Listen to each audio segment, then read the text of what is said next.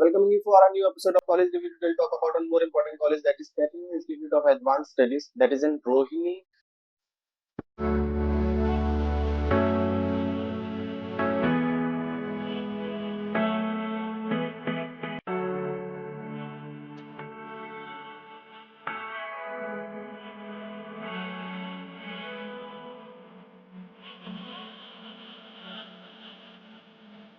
This college is A grade institute. This college is approved by IP University.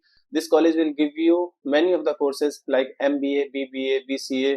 But today we'll talk about the management courses as well as the other courses also. बात करते हैं programmes की, कौन कौन से programmes offer करेगा. This college will give you MBA degree which is for 2 year, MCA degree for 3 years, BBA degree for 3 years, but may be आने वाले टाइम में 4 साल का भी हो जाए. BCA डिग्री फॉर 3 ईयर्स और BGMC. अब हम बात करते हैं MBA की. First of all will talk about the MBA full time degree which is for 2 years. This college is approve by the IP university. IP university से MBA provide कराने की कोशिश करता है ये कॉलेज. MBA डिग्री 2 साल का प्रोग्राम होगा.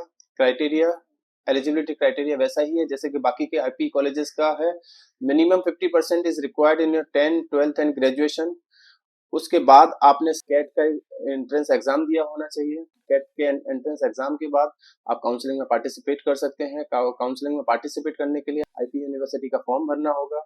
फॉर्म भरने के बाद प्रोसेस स्टार्ट होगा. अगर आपका कैट का परसेंटाइल अच्छा है तो ये कॉलेज आपको ऑफर हो सकता है.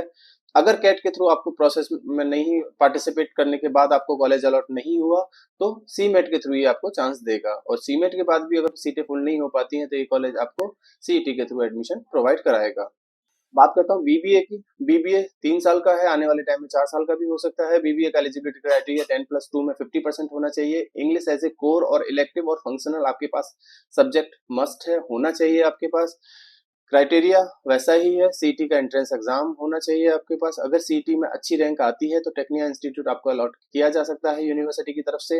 अगर नहीं उतनी रैंक आती है तो आपको CUT का, अगर CET का एंट्रेंस एग्जाम नहीं दिया तो CUT के थ्रू भी आपको ऑफर देगा. लेकिन अगर CET के थ्रू एडमिशन नहीं फिल हो पाते यूनिवर्सिटी के या कॉलेज के किसी तरह से तो CUT वाले बच्चों को भी मौका मिलेगा बाद में. बात करते हैं BGMC की. 3 साल का प्रोग्राम है. एलिजिबिलिटी क्राइटेरिया वैसा ही है जैसे 10+2 में 50% रिक्वायर्ड है. इसके अलावा English as a core, elective और फंक्शन आपके पास होना चाहिए. BCA की बात करें तो BCA 3 साल का प्रोग्राम है.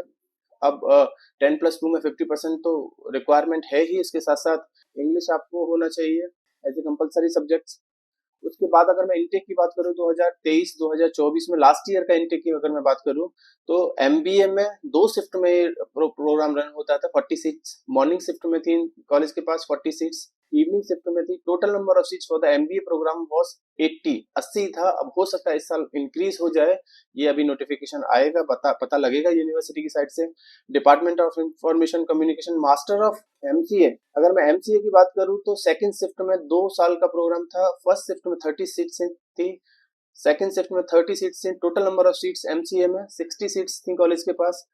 BBA की अगर मैं बात करूं तो टोटल नंबर सीट 240 थी. मॉर्निंग शिफ्ट में 120 एंड इवनिंग शिफ्ट में 120. अगर मैं बात करूं BCA की तो BCA में टोटल सीट्स 240 थी कॉलेज के पास. मॉर्निंग शिफ्ट में 120 seats and the evening shift में 120. BGMC की बात करें तो टोटल 240 सीट्स हैं कॉलेज के पास.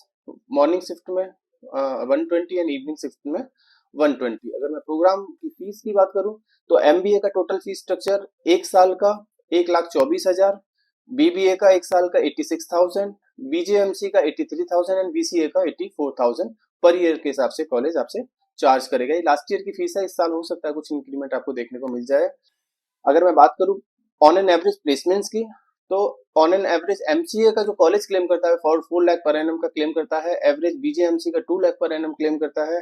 BBA का 3 से 4 लाख पर एनम क्लेम करता है. MBA का 6 लाख क्लेम करता है. और जो टॉप प्रोफाइल्स थी सारे प्रोग्राम्स में, ये ज्यादातर जो प्रोफाइल्स कॉलेज ने बुलाई कंपनीज आई वो सेल्स एंड डेवलपमेंट की कंपनीज थी. यानी कि मोस्टली कंपनीज जो प्लेसमेंट्स के लिए कॉलेज में आई वो सेल्स की थी. तो अगर उस तरह से देखा जाए तो कॉलेज डिसेंट है. कॉलेज में प्लेसमेंट वाइज देखिए IP यूनिवर्सिटी में मुझे नहीं लगता कोई भी बच्चा प्लेसमेंट्स के लिए ज्यादा जाता है, क्योंकि IP यूनिवर्सिटी, IP दिल्ली का यूनिवर्सिटी है. दिल्ली के बच्चों को 85% रिजर्वेशंस है, बाहर के बच्चों के बस 15% रिजर्वेशंस ओनली है। तो ज्यादातर बच्चा वो है जो आसपास के कॉलेजेस में पढ़ना चाहता है।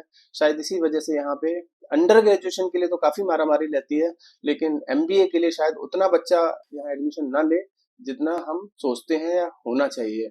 अगर मैं कंपनीज की बात करूँ तो बहुत सारी कंपनीज यहाँ पे प्लेसमेंट्स के लिए आती हैं, लेकिन ये वैसी ही कंपनीज हैं जो बाकी के सारे कॉलेजेस में भी जाती हैं। लेकिन अगर मार्केटिंग के नाम पे हर कंपनी सेल्स का प्रोफाइल लेके आई है, फाइनेंस के नाम पे, एचआर के नाम पे सारी कंपनी सेल्स का ही प्रोफाइल लेके आएंगी, तो शायद सोचने वाली बात है कि प्लेसमेंट्स क्या वैसा ही है जैसा होना चाहिए कॉलेज का। बाकी किस रैंक पे बीबीए अलॉट हो सकता है ये कॉलेज, किस रैंक पे एमबीए कॉलेज अलॉट हो सकता है, एमसीए अलॉट हो सकता है या बीजेएमसी अलॉट हो सकता है, ये आप हमारे गिवन नंबर पे कॉल करके पता कर सकते हैं। हमें कॉल करिए हमारे गिवन नंबर पे या व्हाट्सअप करिए। हम आपको आईपी यूनिवर्सिटी के रिगार्डिंग, इस कॉलेज के रिगार्डिंग या आईपी यूनिवर्सिटी के किसी और कॉलेज के रिगार्डिंग कुछ भी पूछना है तो शायद हम आपको सॉल्व कर पाएंगे आपकी क्वेरीज। Thank you.